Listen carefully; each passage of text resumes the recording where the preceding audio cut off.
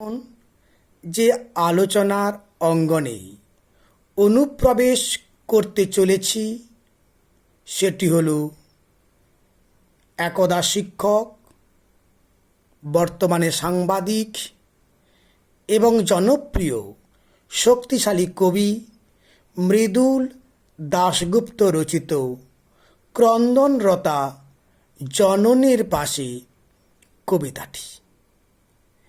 এই কবিতার অন্দরমহলে প্রবেশের আগেই জেনে নেব এই কবিতার উৎসভূমি সম্পর্কে। একেবারে পরিষ্কার লিখে দেওয়া রয়েছে, ধান ক্ষেত থেকে এই কাব্যগ্রন্থ থেকে ক্রন্দনরতা জননীর পাশে কবিতাটা চয়ন করা হয়েছে। এরপর চলে আসব এই কবিতার পটভূমি সম্পর্কে। এই কবিতাটির পটভূমিতে রয়েছে এক ঐতিহাসিক ঘটনা। সময়টা তখন 2006 খ্রিস্টাব্দ।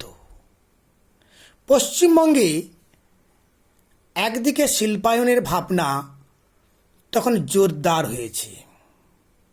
সিঙ্গুরে জমি আন্দোলন কেন্দ্র করে শুরু হয়েছে সিঙ্গুর আন্দোলন। এখানে মূলত একটু তারাশঙ্করীয় ভাবনাকে আমরা দেখে নিতে পারি, যেখানে শিল্প এবং কৃষির যেন এক দ্বন্দ্ব দেখা দিয়েছে। যদিও তারাশঙ্কর বন্দ্যোপাধ্যায়ের লেখনীতে বারবার পুরাতনকে বাদ দিয়ে নতুনের জয়গান গাওয়া হয়েছে, এখানে কিন্তু ভিন্ন সুর। জমিকে রক্ষা করার জন্যে যে আন্দোলন, তা সিঙ্গুর আন্দোলন নামে ইতিহাসের পাতায় এখন উজ্জ্বল হয়ে আছে। কিন্তু এই পটভূমিটাকে আমরা না রেখে একে আলোচনা করব আর এক ভিন্ন আঙ্গিকে। কারণ প্রত্যেকেই জানো, কবির একক ভাবনা যখন সার্বিক ভাবনায় পরিণত হয় তখনই সেটি সার্থক শিল্পে মণ্ডিত হয়।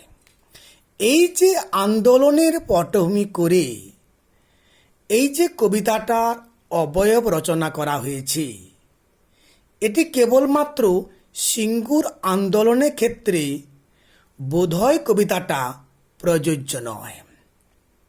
পৃথিবীর যেখানেই এমনই আন্দোলন ঘটবে সেখানেই বোধহয় এই কবিতাটি প্রাসঙ্গিক হয়ে উঠতে পারে। আমরা এ কবিতার ভিত্তিভূমিতে প্রবেশ করার পূর্বে আরও দু চারটা কথা প্রথমেই জেনে নেব সাহিত্য সৃষ্টির নেপথ্যে কী রয়েছে। আমার ভাবনায় সাহিত্য সৃষ্টির নেপথ্যে রয়েছে দুটি চিন্তা: এক, সৌন্দর্য সৃষ্টি করা; দুই, সমাজ কল্যাণ করা। সৌন্দর্য সৃষ্টি বলতে মনে করো তুমি একটি গল্প পড়েছ বা নাটক পড়েছ, উপন্যাস পড়েছ, পড়ে তুমি যে মনের মধ্যে আনন্দ পেলে, তোমার মনটি যে সুখের রাজ্যে ভ্রমণ করল, সেটাইকে বলবো সৌন্দর্য সৃষ্টি করা। কিন্তু এটাই একমাত্র সাহিত্য রচনার লক্ষ্য হতে পারে না। কারণ সাহিত্যিকগণ এই সমাজের, এই পরিবেশের সন্তান। তারা কোনো মতেই সমাজকেও অতিক্রম করতে পারে না। যদি তারা কেবলমাত্র কল্পনা রাজ্যে মানুষকে বিচরণ করান, তারা কিন্তু সমাজ বিচ্যুত হয়ে যাবেন। তাই সাহিত্যের আর একটা বড় উদ্দেশ্য সমাজ কল্যাণ করা। ওই যে বললাম, তুমি একটি নাটক পড়েছ, কি উপন্যাস পড়েছ, ছোট গল্প পড়েছ, সেটা পড়ে তুমি যে শিক্ষা অর্জন করলে, সেই শিক্ষা যদি তোমার ব্যক্তিগত মনকে তৃপ্তি দেয় বা সার্বিকভাবে কি সমাজের ক্ষেত্রে কি কি দেশের ক্ষেত্রে কি পৃথিবীর ক্ষেত্রে কিছু উন্নয়নের কাজ করে, মঙ্গল চিন্তা করে, তাকে বলবো সমাজ কল্যাণ করা। এই দুই ভাবনাকে সামনে রেখে আমরা কিন্তু এই ক্রন্দনরতা জননীর পাশে কবিতাটাকে আলোচনা করব। আরও একটু জেনে নেব সুকুমার শিল্প বলতে কি বুঝি। সুকুমার শিল্প বলতে মূলত আমরা বুঝি নেই কোনো কিছু লেখা, মানে সাহিত্য সৃষ্টি। হতে পারে উপন্যাস, নাটক, ছোট গল্প কিংবা প্রবন্ধ, যা খুশি হচ্ছে লেখা হচ্ছে সুকুমার শিল্পের একটা অংশ। আঁকা, চিত্রাঙ্কন, গাওয়া, সে গান গাওয়া, কিছু তৈরি করা, গড়া কিংবা অভিনয় করা। অর্থাৎ এই ভাবনাগুলো মানুষের মনকে এক অনাবিল সুন্দরের জগতে নিয়ে যায়। মানুষ এক সুন্দরের ভাবনায় নিজেকে অবগাহন করতে পারে। এই ভাবনাগুলোকে তাই বলা হয় সুকুমার শিল্প। আর মনে রাখতে হবে, এই সুকুমার শিল্প সবাই এর শরিক হতে পারে না, সবাই এই শিল্প সৃষ্টি করতে পারে না। কেবলমাত্র বিধাতার আশীর্বাদ থাকলেই এই সুকুমার শিল্পের স্রষ্টা হওয়া যায়। তাহলে এই সাহিত্য ভাবনা আর সুকুমার শিল্পের ভাবনাগুলোকে আমরা মাথায় রেখে আলোচনা করব ক্রন্দনরতা জননীর পাশে কবিতাটি। এই যে সুকুমার শিল্পগুলো, এগুলোর উদ্দেশ্য এই সাহিত্যের মতো দ্বিমুখী, এটাও একটু স্মরণ রাখতে হবে। চলে আসি কবিতা প্রসঙ্গে। কবিতার নাম ক্রন্দনরতা জননীর পাশে। এই শিরোনামটা একটু ভাঙতে হবে কবিতারা বুঝতে গেলে। ক্রন্দনরতা মানে যিনি কাঁদছেন, আর রতা আছে মানে স্ত্রীলিঙ্গ। জননীকে আমরা দুটো ভাগে ভাগ করব, এক জন্মদাত্রী আর এক দেশমা। এই দেশমা বা জন্মদাত্রী কাঁদছেন। কেন কাঁদেন? স্বাভাবিক প্রশ্ন। যদি তার মধ্যে যন্ত্রণা, দুঃখ, কষ্ট, লাঞ্ছনা, অভিমান বোধ থাকে, তাহলে তার চোখ দিয়ে জল ঝরে পড়ে। প্রসঙ্গত মাথায় রাখবে, জননী বলতে কিন্তু যিনি জন্মদান করেন। আসলে সবাই মা হতে পারে, সবাই কিন্তু জননী হতে পারেন না। জননীর কষ্ট আর মায়ের কষ্টের মধ্যে সূক্ষ্ম হলেও পার্থক্য রয়েছে। তাহলে দেশমা হোক বা জন্মদাত্রী হোক, যখন যন্ত্রণা, কষ্ট, দুঃখ, লাঞ্ছনা যাই পাক, তার চোখ দিয়ে জল ঝরতে পারে বা না পারে। চোখের জল তখনই ঝরবে যখন সন্তানদের অমঙ্গল ভাবনা তাকে ব্যথিত করবে। আর দেশমা হলে দেশবাসীর অমঙ্গল ভাবনা তাকে চিন্তিত করবে। আর পাশে অর্থাৎ কাছে দাঁড়াতে বলেছি, মানে যে দেশমা হোক বা জন্মদাত্রী মা হোক, যদি তিনি চোখের জল মোচন করেন, তার কাছে গিয়ে আমাদের দাঁড়াতে হবে। দাঁড়াতে হবে বলতে কেমন করে দাঁড়াতে হবে? নাকি সাহায্য করে রক্ষা করতে হবে। এই সাহায্য বা রক্ষা কী করে আসবে? যদি অন্যায়, অবিচার, অপমান হয়, তাহলে সে ব্যক্তি সন্তান হোক কিংবা দেশবাসী সন্তান হোক, প্রত্যেকের প্রতিবাদ, প্রতিরোধ গড়ে তোলা উচিত। সেই প্রতিবাদ হতে পারে রাজনৈতিক, হতে পারে সামাজিক, হতে পারে ধর্মীয়, হতে পারে অর্থনৈতিক। যেখানেই অবক্ষয় দেখা দিবে আর যেখানেই জননী লাঞ্ছিত হবে, অপমানিত হবেন, সেখানেই প্রতিবাদের ভাষাকে বড় করে দেখতেই হবে। এবার চলে আসবো একটা সাহিত্য কি কি অবদান রাখে। দেখো, সাহিত্যকে প্রত্যেকেই জানো, সাহিত্য মূলত তলোয়ারের থেকেও শক্তিশালী। মানে pen is mightier than a sword, কলম তলোয়ারের থেকেও শক্তিশালী। এর প্রমাণ ইতিহাসের বহু জায়গায় রয়েছে। ইতিহাসের পাতা উল্টালেই দেখতে পাওয়া যায় বিখ্যাত বিপ্লব, রুশ বিপ্লব বা ফরাসি বিপ্লবে দার্শনিকদের কলম কতটা তলোয়ার হয়ে উঠেছিল। আবার তারা সেই তলোয়ার হওয়ার পরে সমাজের আমূল পরিবর্তন ঘটে গিয়েছিল। দেখতেই পেয়েছ, রুশের জারতন্ত্র পতন হয়েছিল সমাজতন্ত্র, কিংবা একেবারে ফরাসি বিপ্লবে রাজতন্ত্রের পতনের পরে গণতন্ত্রের উদ্ভব হয়েছিল। সাহিত্যের ভুরি ভুরি উদাহরণ রয়েছে। আমরা আপাতত একটি উদাহরণ সামনে আনতে পারি। প্রত্যেকেই জানো, দীনবন্ধু মিত্রের কলম থেকে জন্মলাভ করেছিল নীলদর্পণ নাটকটি। এই নীলদর্পণ নাটক নীল আন্দোলনের গতিপথকে অনেকটা ত্বরান্বিত করেছিল। এমনকি ওই নীলদর্পণ নাটকের জন্য নীলকর সাহেবদের মুখ থেকে মুখোশ খসে পড়ে গিয়েছিল। শুধু তাই নয়, নীল আন্দোলনের প্রভাবটাকে অনেক ত্বরান্বিত করেছিল। আর বলা বাহুল্য, তার জন্যই নীল কমিশন তৈরি হয়েছিল, যার ফলে ভারত থেকে নীল চাষ বন্ধ হয়ে গিয়েছিল। আরও পেয়ে যাব আমরা একাধিক উদাহরণ। নবান্ন নাটকে পেয়ে যাব দুর্ভিক্ষ পীড়িত সমাজের কথা। ঠিক তেমনি এই যে সাহিত্যের কলমের চেয়ে ধারালো হয়েও সমাজের কল্যাণ করে, মানুষের কল্যাণ করে, যার রক্তে রয়েছে প্রতিবাদ। এই প্রতিবাদী ভাবনাগুলো কেবলমাত্র বাংলা সাহিত্যে নয়, বিদেশি বিখ্যাত বিখ্যাত সাহিত্যেও অনুরণিত হয়েছে। একটু চলে যায় আমেরিকার দিকে। আমেরিকার ল্যাংস্টন হিউজ বলে প্রখ্যাত কবি রয়েছেন, যিনি কালো মানুষের দাবিকে সামনে রেখে লিখেছিলেন নিগ্রো স্পিক্স অফ রিভার। এই কবিতাটি, এটিও প্রতিবাদের কবিতা হয়েছিল। Black poems on versus subjects religious and moral. এই কবিতাটি রচনা করেছিলেন এক নিগ্রো কৃতদাস, ফিলিপস হুইটলি, যে কবিতাটার ও নিগ্রোদের কৃতদাসের অত্যাচারের বিরুদ্ধে বিদ্রোহ ঘোষণা করেছিল। একেবারে আমাদের বাংলার 60-এর দশকের মাঝামাঝি গেলে তোমরা শুনতে পাবে, জানতে পারবে নকশাল বিদ্রোহের কথা। নকশাল বাড়িতে বসন্তের বজ্র নির্ঘোষ শ্রুত হয়েছিল।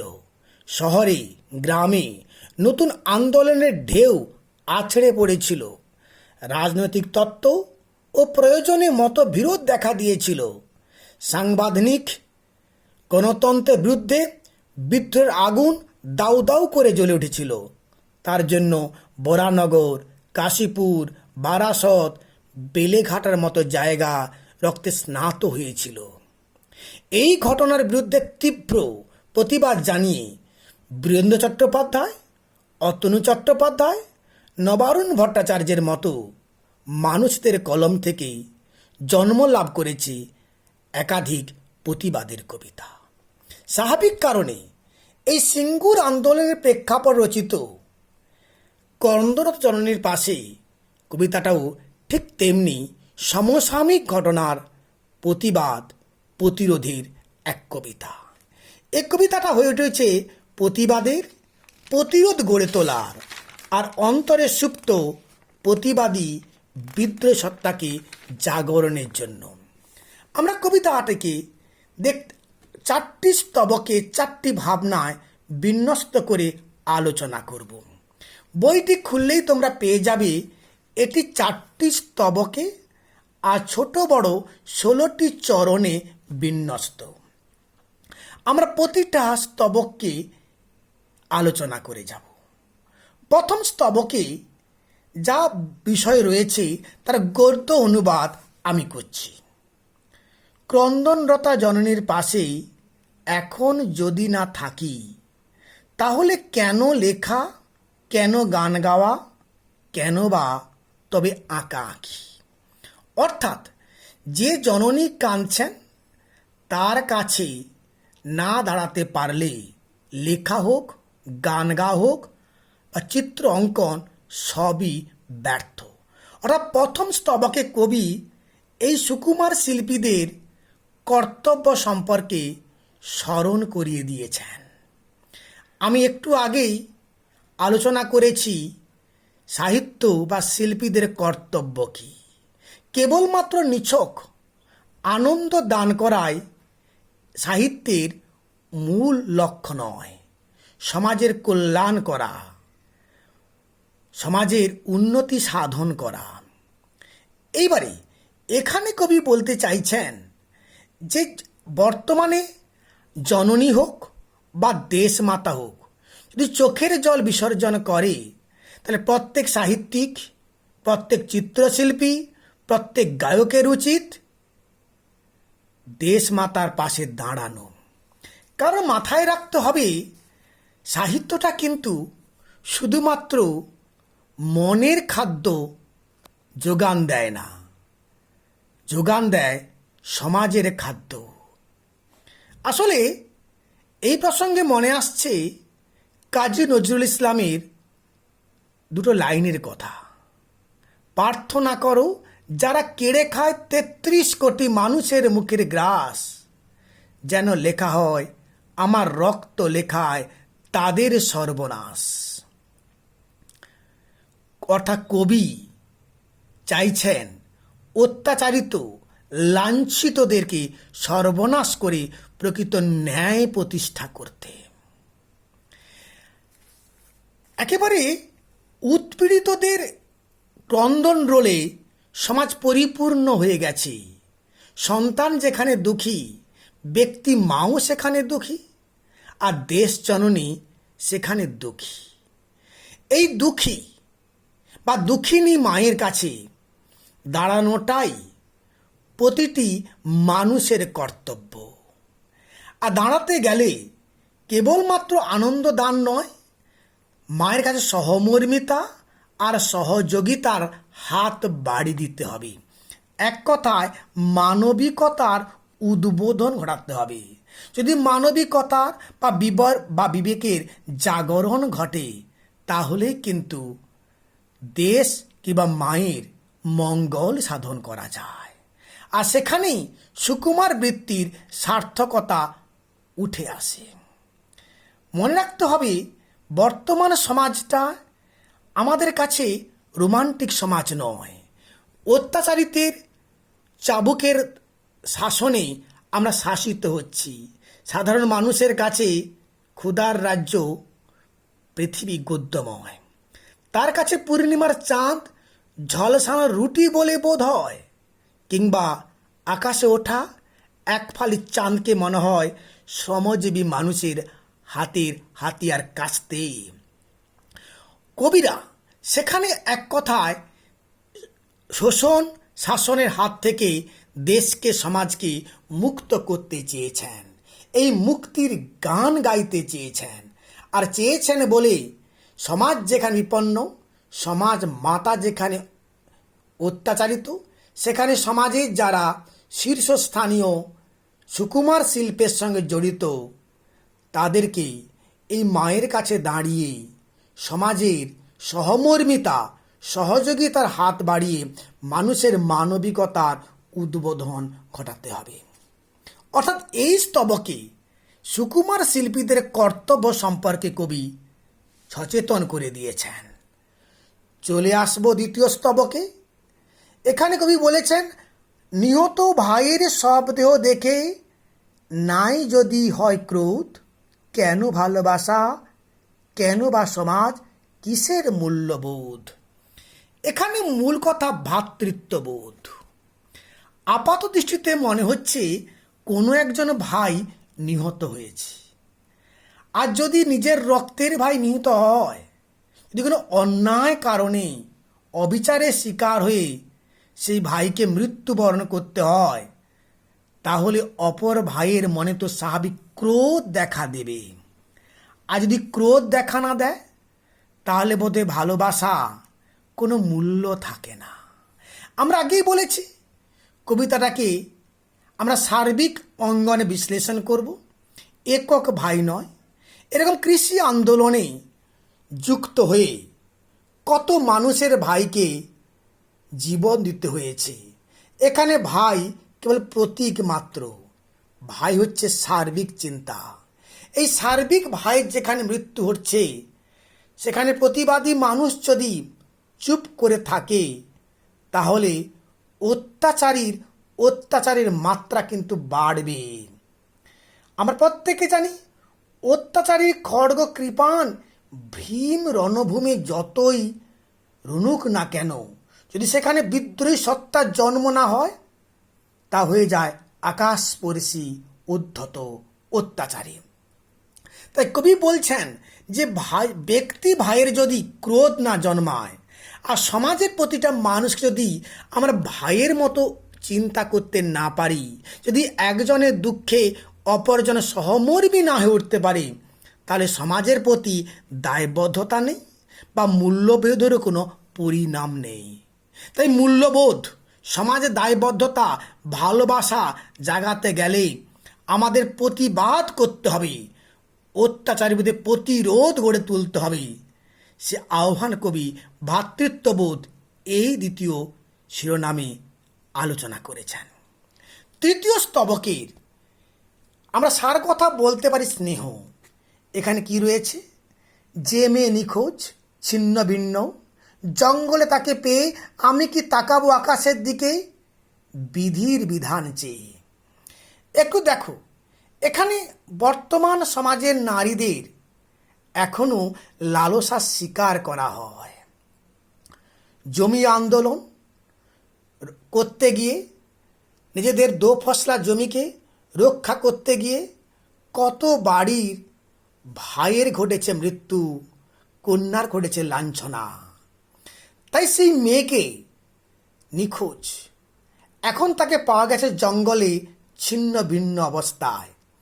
এক কথায় বলা যেতে পারে লালসার শিকার হয়ে পড়েছে আমাদের বাড়ির মেয়েরা। এই শিকার ক্রমান্বয়ে দিনের পর দিন চলতে থাকে। এখানে যদি সন্তান প্রীতি থাকা সত্ত্বেও আমরা যদি প্রতিবাদ না করি, কোনো পিতা মাতা যদি চুপ করে থাকে, তাহলে বুঝতে হবে তার সন্তান প্রীতি নেই। এমন কোনো পিতা মাতা দুনিয়ায় জন্মান নেই যারা সন্তানের জন্য চিন্তা করেন না। আসলে শাসকের অত্যাচারের কাছে, চাবুকের কাছে মানুষ মাথা নত করেছে, আর নত করেছে বলে সন্তান প্রীতিকে বুকে ধারণ করেও সন্তানের জন্য চোখের জল ফেলতে পারছে না, কেবলমাত্র ঈশ্বরের উপর নির্ভর করে চলেছে। কবি বলতে চাইছেন, কেবল ঈশ্বরের বিধান চেয়ে, ঈশ্বরের কৃপা নিয়ে কখনো অত্যাচারীকে ধ্বংস করা যায় না, অত্যাচারী রথকে স্তব্ধ করা যায় না। তার জন্য চাই গণ আন্দোলন গড়ে তোলা, একসঙ্গে যৌথভাবে লড়াই করা। তাই লড়াইয়ের আহ্বান তিনি এই কবিতার পরের স্তবকে দিয়েছেন।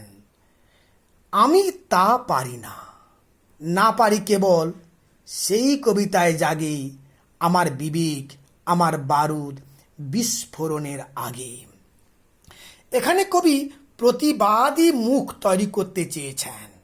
আগে বলেছি, কবির কাজ কেবলমাত্র সৌন্দর্যায়ন করা নয়, প্রতিবাদ করা, সমাজের কল্যাণ করা, সমাজের মঙ্গল করা। এই মঙ্গল বা প্রতিবাদ করতে তিনি তো আর পথে নামতে পারেন না, তিনি তো অস্ত্র নিয়ে লড়াই করতে পারেন না, কিংবা তিনি রক্ত ঝরাতে পারেন না। তিনি কেবল রক্ত লেখা লিখতে পারেন, যে লেখা মানুষের বিবেককে জাগ্রত করবে, আর সেই জাগ্রত বিবেক হয়ে উঠবে বিস্ফোরণের বারুদ। আর বিস্ফোরণের বারুদ যেমন সব কিছু ধ্বংস করে, নাশ করে, ঠিক কবির লেখাও এক থেকে একাধিক মানুষের মনের মধ্যে ছড়িয়ে পড়বে, অন্তর্মহল জাগ্রত হবে, বিবেক বোধ জাগ্রত হবে, একক প্রতিবাদ সার্বিক প্রতিবাদে রূপান্তরিত হবে। মানুষ তখন এগিয়ে আসবে অন্যায়ের বিরুদ্ধে, অত্যাচারের বিরুদ্ধে যৌথবদ্ধ সংগ্রাম করতে। কবি মূলত চাইছেন সমাজের অন্যায়, অবিচার লাঞ্ছনা থাকবে, সেখানে মানুষকে বিদ্রোহ করতে।